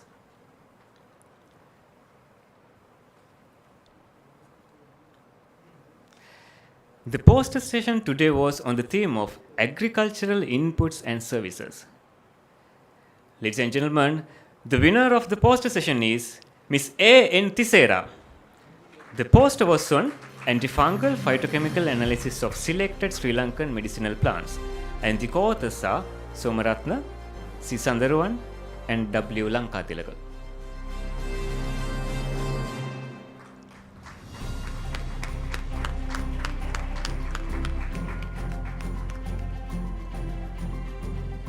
And now we are ready to give away the awards for the best research presentations of all the oral sessions.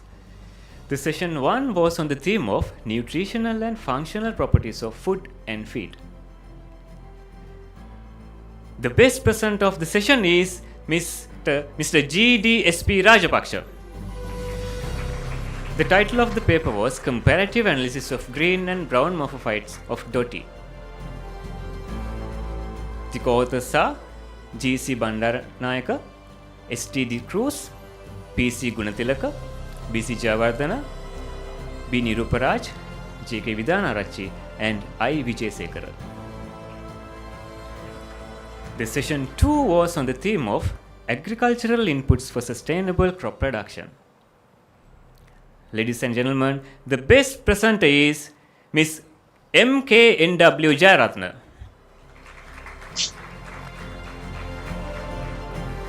The title of the paper was Effects of Biochar-based Slow-Release Fertilizer Application on Ammonia Volatilization in Lowland Rice Soil under 2 water regimes.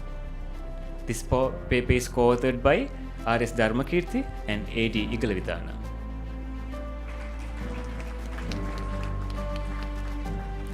The next session was on the title of Spatial Analysis and Modeling in Agriculture.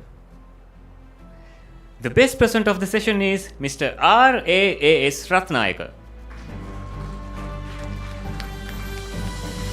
The paper titled Allometric Model for Estimating Above Ground, Below Ground and Total Biomass of Tea. This paper is co-authored by B. Janani, N. Madhuranga, T. Sivananthaval, S. Amarasena, E. Frosad, A.J. Mohotti, K. M. Mohotti and L. D. B. Suryagoda. The session 4 was on the theme of agronomic interventions for better crop production. Under this theme, the best presenter award goes to Ms. K.I.S. Tamali. The title of the paper is Predicting Salinity Tolerance of Popular Sri Lankan Rice Varieties based on root morphology at the seedling stage. This paper is co-authored by A.S. Sumanaratna, LDB Suryagoda and DV Jayatilaka. The theme of the session number 5 was Technological Solutions for Efficient Resource Management. Ladies and gentlemen, the Best Presenter Award goes to Mr. UWLM Kumarasiri. The title of the paper is Use of Drone Imagery to Predict Leaf Nitrogen Content of Sugarcane. I invite a co-author of this study to receive the award, please. The co-authors are U.W. Evitarana, T. Aryawansha, A.S. Veerasinghe and B.R. Kulasekara. The last session was on the theme of Society and Information Technology in Food Systems. The Best Presenter Award goes to Ms. R.M.H.V. Rajapaksha.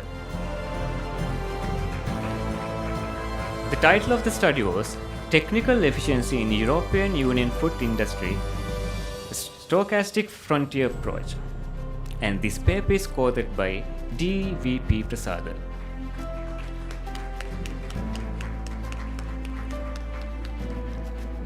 Thank you, Professor Dandiniya.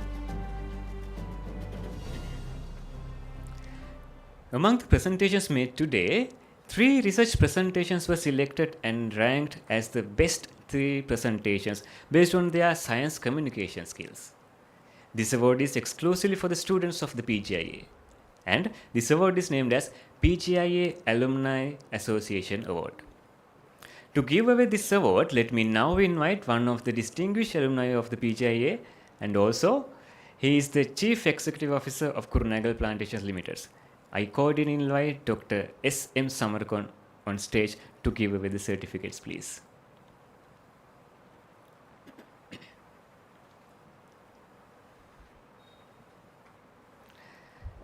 Ladies and gentlemen, the second runner-up is Mr. UWLM Kumarasiri.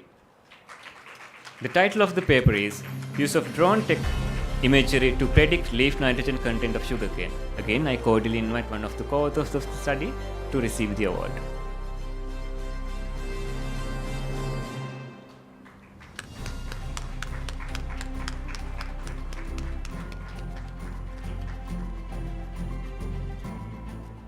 Ladies and gentlemen, yes, Dr. Sama, thank you. Ladies and gentlemen, the first runner-up is Mr. R.A.A.S. Ratnayaka. The title of the paper was Allometric Models for Estimating Above Ground, Below Ground and Total Biomass of Tea.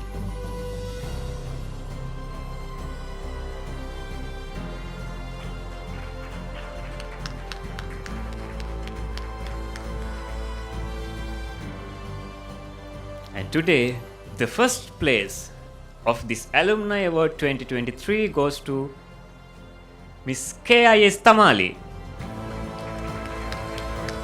The article was on predicting salinity tolerance of popular Sri Lankan rice varieties based on root morphology at the seedling stage.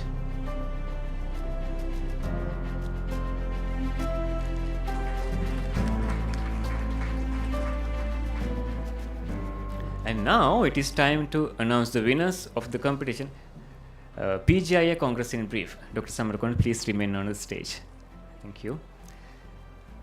And this PGIA Congress in brief competition was an open competition, and all the authors were eligible to submit one-page summary of their research findings. The first 3 winners will receive awards, and also all other best articles have already been published in the magazine Hantan Essence 2023. I know you all witnessed the launch of Hantan Essence this morning. This year we have many special and interesting things. In this competition as well, we have 2 winners who have been able to secure the second place. So, ladies and gentlemen, the first runner-up is Miss PGNH Dharmasiri. The title of the article was Antioxidant, Anti-Diabetic and Anti-Inflammatory Activities of Passiflora foeda grown in Sri Lanka.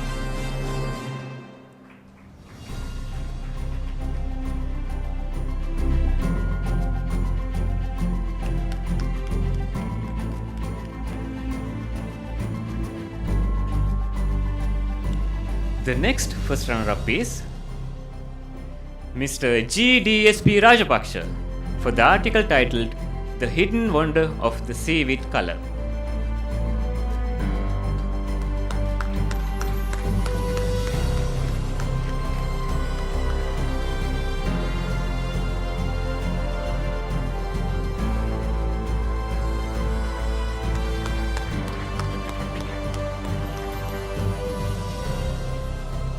Ladies and gentlemen, the winner of the article competition is Mr. KATK Jailath. The article was on effects of wheat flour replacement with pumpkin powder on physical and sensory properties of biscuits.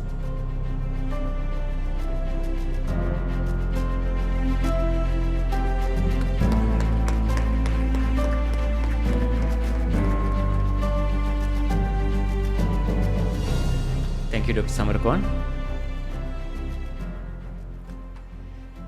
After a close but healthy competition, the judges have adjudicated the overall best research presentation among all the presenters of this 35th Annual Congress at the PGIA. To give away this best award of the day, let me now invite Professor CMB Demetavawa, Director, PGIA, on stage, please.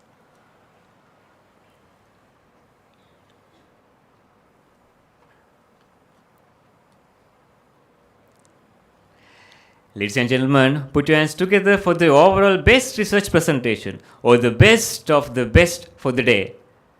The winner is Mr. GDSP Rajapaksha for the paper titled Comparative Analysis of Green and Brown Morphophytes of DOTI, Morphology, Total Phenol Content, Antioxidant Activity, and Antimicrobial Activity against selected bacterial strains.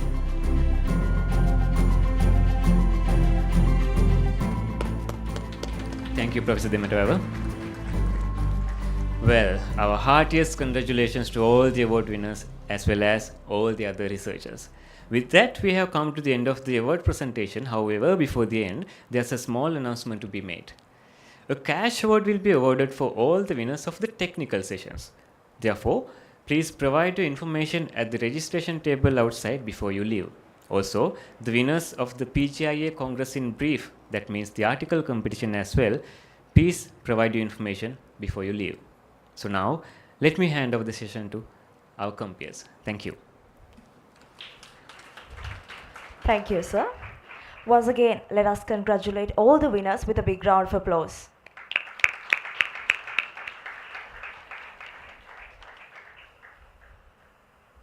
We as Sri Lankans will never fail in our duty of appreciation.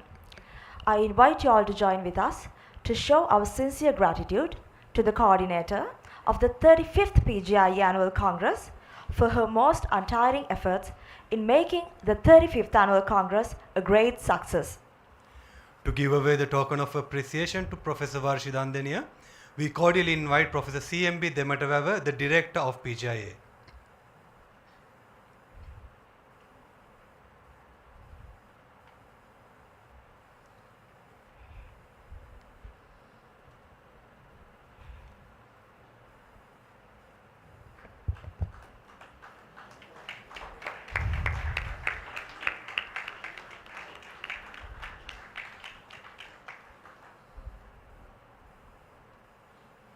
Thank you.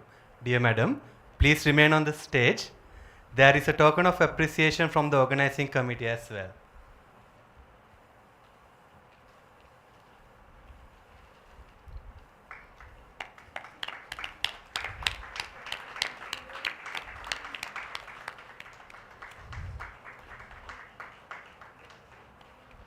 Thank you. Ladies and gentlemen, to propose the vote of thanks, let me now invite Ms. MRDD Karunaratna, Secretary of Postgraduate Agriculture Students Association.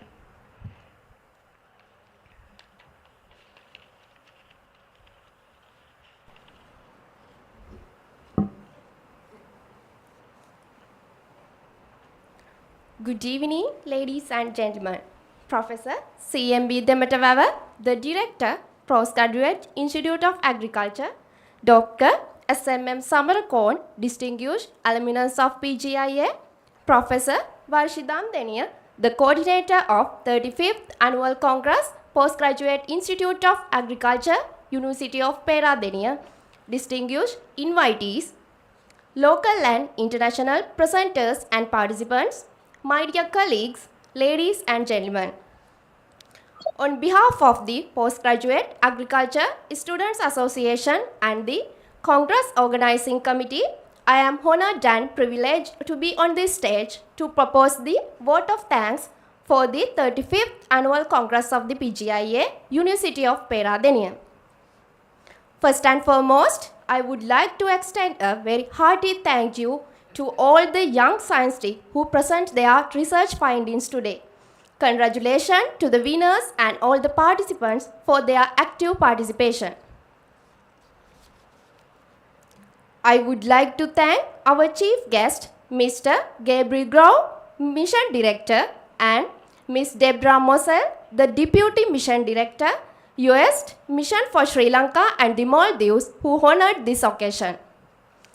Let me express our sincere gratitude and the appreciation to the keynote speaker, Professor Gordon Gow, Media and Technology Studies, University of Alberta, Canada, for inspiring us with your valuable speech on cultivating inclusive pathways shaping the future of digital agriculture research and development.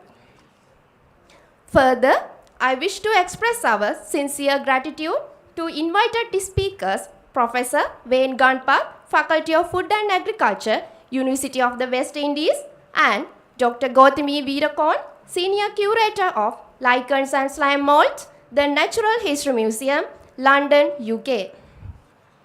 Furthermore, my sincere appreciation extended to the invited alumni speaker, Dr. SMM Samarakon, Chief Executive Officer, Kurunagala Plantation Limited, for his inspiring words. Our sincere gratitude to Professor M.D. Lamavansa, the Vice Chancellor, University of Peradeniya, for spending his valuable time with us. My sincere thanks to Professor W.M.T. Madhujit, the Deputy Vice Chancellor, University of Peradeniya, for gracing this occasion. Professor C.M.B. Dematavava, the Director of PGIA, you were the driving force behind this whole process. Your vision, interest and hard work have once again culminated in another success story. I wish to thank you for the effort you have put in to make this event great success.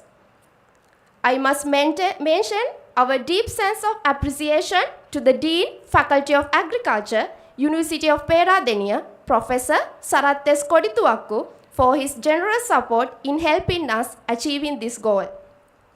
And also Professor Shamla Kumar, the Acting Dean, Faculty of Agriculture, University of Peradeniya, for gracing the inaugural ceremony.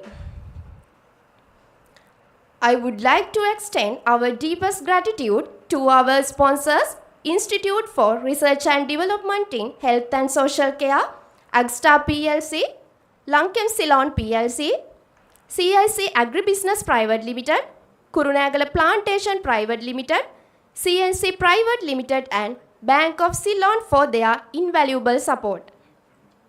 I would like to take this opportunity to place on record our hearty thanks to Professor Varshidam Deniya, the coordinator of the 35th Annual Congress and the organizing committee for the outstanding leadership hard work in making this a memorable event to all of us.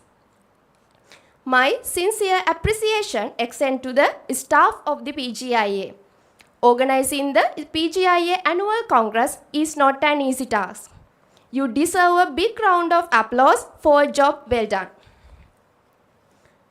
I will fail in my duty if I do not mention and appreciate the assistance of others who work with us without mentioning their names separately. Therefore, at last but not least, I take this opportunity to thank and appreciate all of you and hope you will continue your assistance and service at future events as well. Thank you very much. Thank you, Ms. Karunaratnam. Finally, we would like to invite Professor Varshi Dandania, Congress Coordinator 2023, for closing remarks.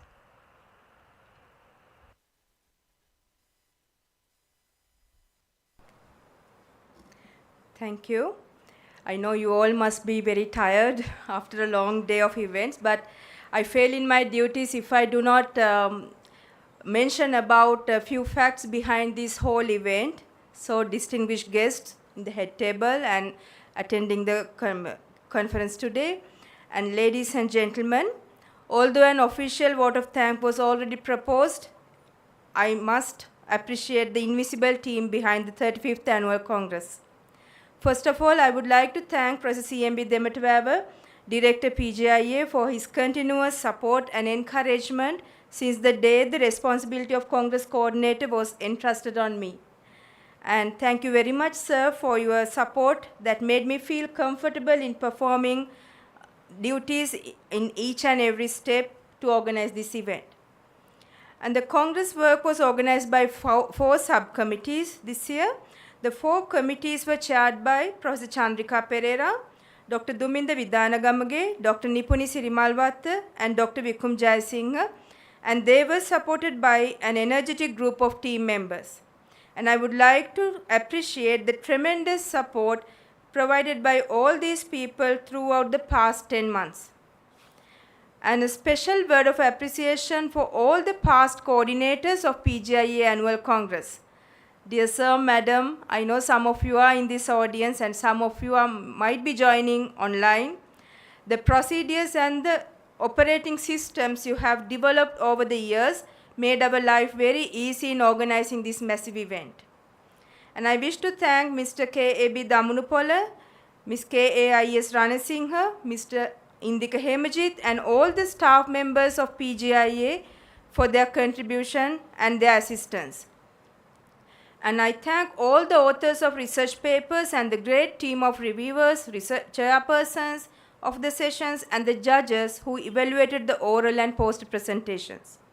And I express my sincere gratitude to the editorial board of the volume 35 of the journal Tropical Agricultural Research and the editorial team of the Congress Proceedings and Hantan Essence magazine. I wish to thank all the heads of the departments of Faculty of Agriculture and the chairmen and secretaries of the boards of study in PGIA. I also would like to thank Professor Pradeepa Bandarnayaka for the wonderful floral arrangements that you are seeing here. And I would like to thank the comparing team for a very good job done. Okay. Also, a special word of thanks goes to Dr. Vikum Jayasinghe, Mr. Ayesh Love, and Mr. Kanishka for the excellent job in preparing videos. And also a big thank to Ms. Dilrukshi Iriyagama for her support in graphic designs. The support provided by Mr. Isuru Kasturiarachi and Mr. Supun Lakshita in designing and preparing Congress proceedings and Hantan Essence magazines are greatly appreciated. And also the photography by Mr. Ravindu. I thank you all. Actually, Mr. Ravindu, Mr. Supun Lakshan, and Mr. Kanishka, they are all undergraduates of Faculty of Agriculture. Okay. And the assistance provided by PGIA students in organizing the Congress is greatly acknowledged. There's a big team of PASA members participating in organizing activities with each subcommittee. The Congress 2023 wouldn't have been possible without the assistance of Dr. Dinisha Balagalla, Ms. Nayani Dayaratna, Mr. Tevindu Disanayaka, Ms. Suyama Mihindukulasuriya, Mr. Chulaka Seneviratna, Ms. Bhavana, and also Dr. Harshani. They were in the Congress office assisting me untiringly during the past 10 months.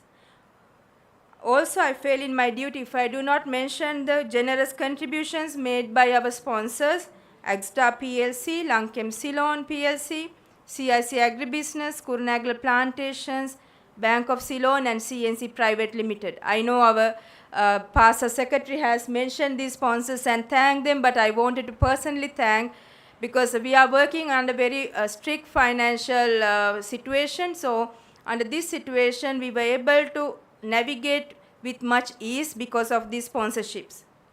And a very big thank to all of them for their sponsorships provided.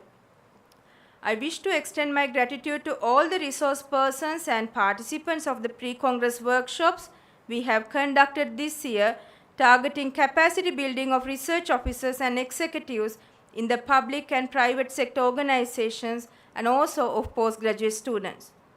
I especially thank the Institute for Research and Development in Health and Social Care for supporting the pre-Congress workshop on enhancing the quality of agriculture research with community engagement and involvement. Last but not least, I wish to thank my dear family and also my extended family, that is the head and the staff of Department of Soil Science of Faculty of Agriculture, for bearing with me during the busy period and for encouraging and supporting me throughout. Once again, I deeply appreciate all of your efforts to make the 35th Annual Congress a great success. Now, distinguished guests and ladies and gentlemen, I declare the 35th Annual Congress of the PGIA officially closed. Thank you. Thank you, Madam. Ladies and gentlemen, we have successfully concluded the 35th Annual Congress of the Postgraduate Institute of Agriculture. To mark the end of proceedings, please rise for the national anthem.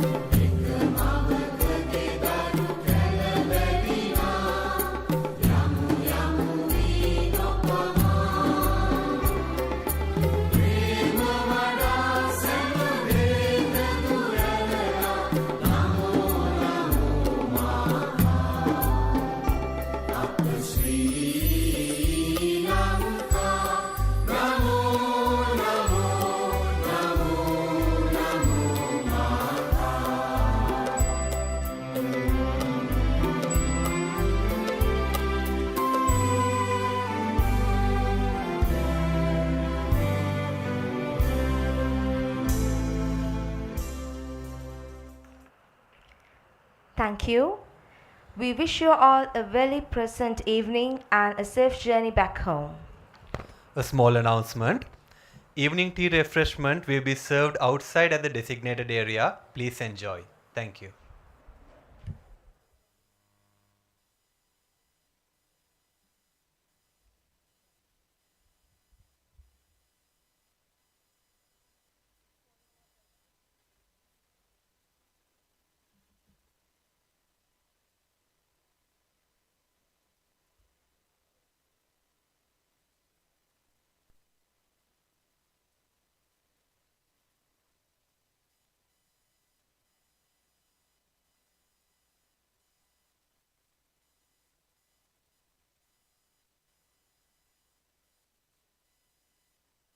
Recording stopped.